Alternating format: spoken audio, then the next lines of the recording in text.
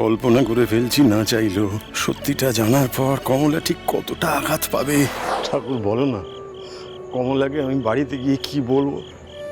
হ্যাঁ, পর্দা তো পড়ে গেছে, আর তো জীবনের মঞ্চে দাঁড়ানোর আমার কোনো মুখে তো আর আলো এসে পড়বে না ঠাকুর। আমি তো ফাউ হয়ে গেলাম, সঙ্গে সঙ্গে তো আমার পরিবারটাও। আমি কাকে কি বলবো ঠাকুর, একটু বলে দাও না। কাল থেকে তো এই এই টিফিনের ব্যাগটা নিয়ে সারাদিন রাস্তায় রাস্তায় ঘুরেও বেড়াতে পারবো না। কি করব, একটা পথ তো দেখাও। আমার ছেলে দুটোকে, তার স্বরূপ তো জানো, ওরা তো সংসারের জোয়াল কাঁধে নেবে না কিছুতেই। আর পল্লবীর থেকে ছি ছি ছি ছি ছি। কোথায় ওর ধুমধাম করে আমি বিয়ে দেব তা না, আমি ওর কাছে হাত পেতে। না না, পারবো না, কিছুতেই পারবো না। না আমি পারবো না ঠাকুর, একটা কিছু পথ দেখা। কমলা, কমলা, আমি তোমার অপদার্থ, অযোগ্য জীবন সঙ্গী। তোমার স্বপ্ন আমি পূরণ করতে পারলাম না। ঠিক করেছিল তোমার দাদা আমার বুকে লাথি মেরে। চাকরি নেই, পরিবারের স্বপ্ন সেটাও পূরণ করতে পারি না। আমাকে মাফ করে দাও কমলা, কিচ্ছু।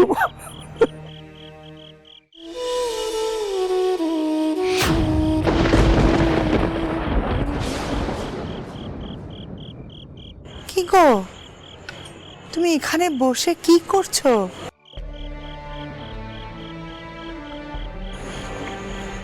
না মানে আমি। তুমি বাড়ি যাবে না? হ্যাঁ? চলো, বাড়িতে সবাই তোমার জন্য অপেক্ষা করছে গো। আচ্ছা কমলা, আমি কি বলছিলাম, মানে তুমি সেগুলো শুনলে? কেন, কি এমন বলছিলে তুমি? তুমি আবার আমার থেকে কিছু লুকোচ্ছ, তাই না? কি হয়েছে গো, বলো না, কি হয়েছে আমাকে বলো। আমি আবার তোমার থেকে কথা লুকিয়েছি কমলা। কি? আমাকে তুমি ক্ষমা করে দাও কমলা, আমি মিথ্যে কথা বলেছি তোমাকে। তোমার আমাকে নিয়ে যে আশা ভরসা, আমি তার কিছুই রাখতে পারলাম না কমলা। আমার চাকরিটাই আর নেই কমলা। আজকের অনুষ্ঠানটা সম্বর্ধনা ছিল না, ওটা আমার বিদায় অনুষ্ঠান ছিল।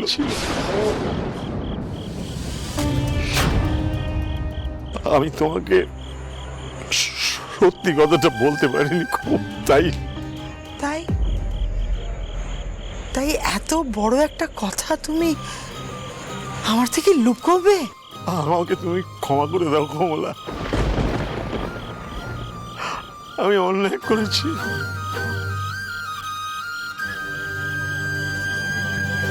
শ্রীনিবাস কাকু, কি অবস্থা আপনার? আরে আদি, তুমি এখানে? আগে বলুন কমলা কাকিমা কোথায়? নাম ধরে ডাকছিলেন যে, কিছু হয়েছে? কাকিমা কি নেই, নেই কমলা এখানে নেই। আমি একাই কল্পনা করে ফেলছি না চাইলেও, সত্যিটা জানার পর কমলা ঠিক কতটা আঘাত পাবে।